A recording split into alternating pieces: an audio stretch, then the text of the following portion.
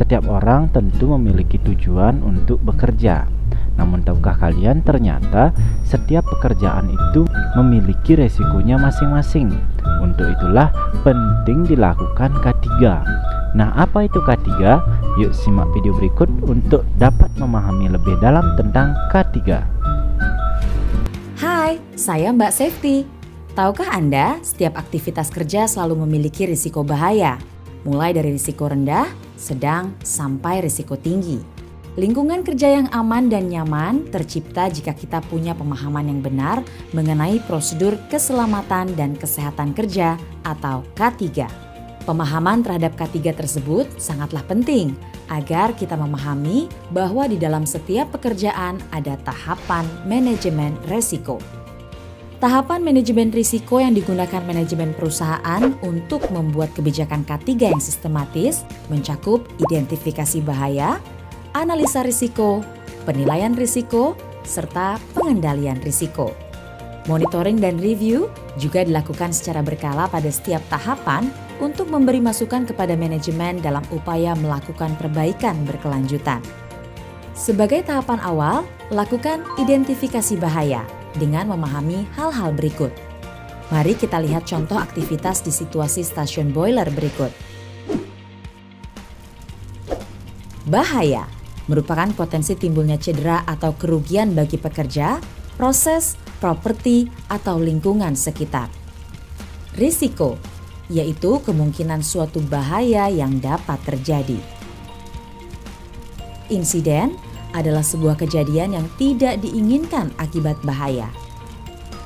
Kecelakaan kerja adalah insiden lanjutan yang dapat mencederai pekerja, menyebabkan rusaknya barang atau pencemaran lingkungan. Dampak adalah tingkat keparahan atau kerugian akibat kecelakaan kerja terhadap manusia, properti, lingkungan, dan lainnya. Sekarang, mari kita coba mengidentifikasi bahaya saat kegiatan panen.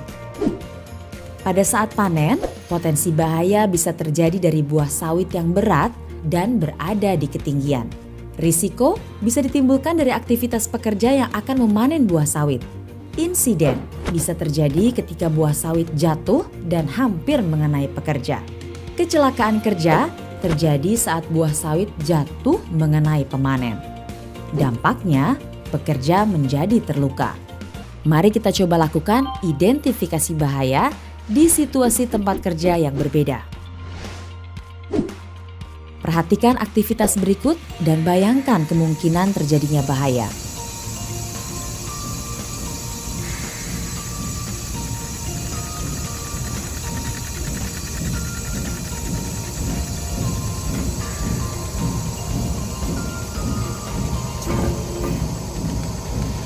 Seperti apa pengendalian risiko yang tepat saat terpapar bising? Lakukan rekayasa teknik. Contohnya dengan membuat ruangan khusus panel. Kemudian, dilengkapi juga dengan pengendalian administratif seperti memasang tanda peringatan. Dan lengkapi juga dengan alat pelindung diri. Sekarang, mari kita coba mengidentifikasi bahaya di stasiun loading run.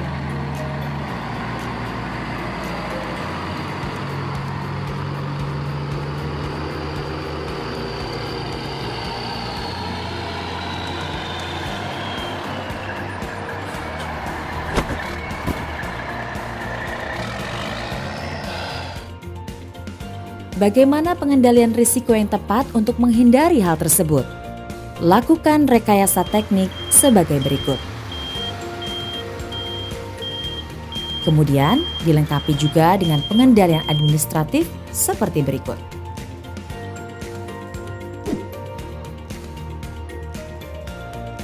Perhatikan ancaman bahaya saat memakai bahan kimia berikut.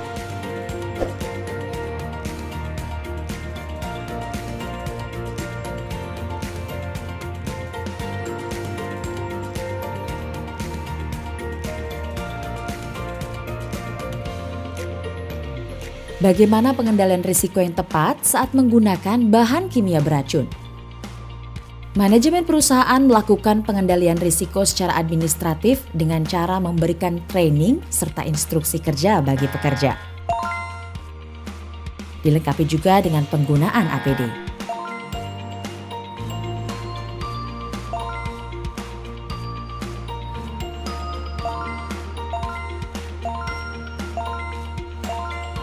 Selanjutnya, mari kita analisa situasi berikut.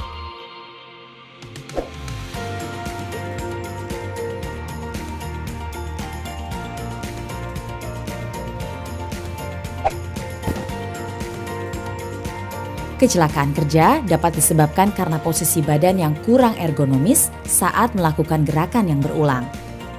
Dalam situasi seperti ini, agar lebih efisien, pengendalian risiko yang bisa dilakukan adalah substitusi.